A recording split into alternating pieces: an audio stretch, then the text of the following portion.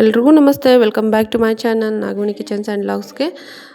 ಎಲ್ಲರೂ ಹೇಗಿದ್ದೀರಾ? ಚೆನ್ನಾಗಿದ್ದೀರಾ? ಇವತ್ತಿನ ಒಂದು ಯೂಸ್ಫುಲ್ ವ್ಲಾಗ್ನ ನಿಮ್ಮ ಜೊತೆ ಶೇರ್ ಮಾಡ್ತಾ ಇದ್ದೀನಿ. ಈ ಒಂದು ಗಿಡನ ಎಲ್ಲರೂ ನೋಡಿರ್ತಾರೆ. ಸಾಮಾನ್ಯವಾಗಿ ಎಲ್ಲ ಕಡೆ ಬೇಗನೆ ಈ ಒಂದು ಬಳ್ಳಿನ ಅಥವಾ ಸಸಿನ ಬೆಳೆಸ್ಬೋದು. ಇದು ಶಂಖಪುಷ್ಪ ಅಂತ ಹೇಳ್ತಾರೆ. ಈ ಶಂಖಪುಷ್ಪದಲ್ಲಿ ತುಂಬ ಈಗಿನ ದಿನಮಾನಗಳಲ್ಲಿ ತುಂಬ ಬಣ್ಣಗಳು ಕೂಡ ಸಿಗುತ್ತೆ. ಅದೇ ರೀತಿಯಾಗಿ ಹೆಚ್ಚಾಗಿ ನೀಲಿ ಬಣ್ಣ ಮತ್ತು ಬಿಳಿ ಬಣ್ಣದ ಹೂಗಳು ನಮಗೆ ಸಿಗ್ತಾ ಹೋಗುತ್ತೆ. ಇದರ ಉಪಯೋಗ ತುಂಬಾ ಇದೆ. ಯಾಕಂದರೆ ಈ ಒಂದು ಬ್ಲೂ ಟೀನ ಮಾಡಿ, ಅಂದರೆ ಈ ಹೂಗಳಿಂದ ಟೀನ ಮಾಡಿ ಸೇವನೆ ಮಾಡೋದ್ರಿಂದ ಮಕ್ಕಳಲ್ಲಿ ನೆನಪಿನ ಶಕ್ತಿಯನ್ನು ಹೆಚ್ಚಿಸ್ಬೋದು. ಏಕೆಂದರೆ ಕಾನ್ಸಂಟ್ರೇಟ್ ಕಡಿಮೆ ಇದೆ ಅಂದಾಗ ಸ್ವಲ್ಪ ಈ ಒಂದು ಟೀನ ಕುಡಿಸೋದ್ರಿಂದ ಅವ್ರಿಗೆ ಕಾನ್ಸಂಟ್ರೇಟ್ ಕೂಡ ಹೆಚ್ಚಾಗುತ್ತೆ.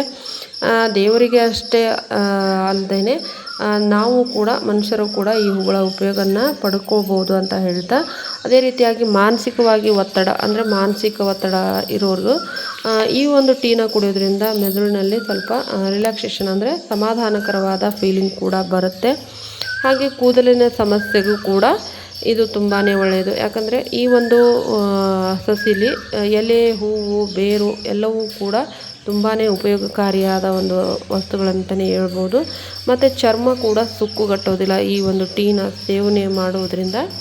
ಹಾಗೆ ಮೂತ್ರಕೋಶದ ಸಮಸ್ಯೆ ಇರೋರು ಅವ್ರಿಗೂ ಕೂಡ ಈ ಒಂದು ಬೆಳಿಗ್ಗೆ ಹಲ್ಲು ಉಜ್ಜಿದ ಆದ ನಂತರ ಖಾಲಿ ಹೊಟ್ಟೆಯಲ್ಲಿ ಈ ಟೀನ ಸೇವನೆ ಮಾಡೋದ್ರಿಂದ ಆ ಸಮಸ್ಯೆ ಕೂಡ ನಿವಾರಣೆ ಆಗುತ್ತೆ.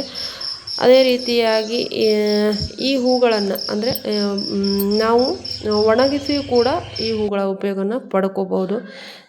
ಹೇಗೆಂದರೆ ಬಳ್ಳಿಯಲ್ಲಿ ಕೂಡ ನಾವು ಒಣಗಿರೋ ಹೂಗಳನ್ನು ಸ್ಟೋರ್ ಮಾಡಿ, ಅಂದರೆ ಒಂದು ಗಾಜಿನ ಡಬ್ಬದಲ್ಲಿ ಅಥವಾ ಗಾಜಿನ ಪಾತ್ರೆಯಲ್ಲಿ ನೀವು ಈ ಹೂಗಳನ್ನು ಆರಾಮಾಗಿ ಒಂದು 5-6 ತಿಂಗಳವರೆಗೂ ಸ್ಟೋರ್ ಮಾಡಿ, ವರ್ಷಾನುಗಟ್ಟಲೆ ಕೂಡ ಸ್ಟೋರ್ ಮಾಡಿ ಇಟ್ಕೊಂಡು ಟೀ ಮಾಡುವಾಗ ಉಪಯೋಗಿಸ್ಕೊಂಡ್ರೇ ತುಂಬಾ ಒಳ್ಳೆಯದು.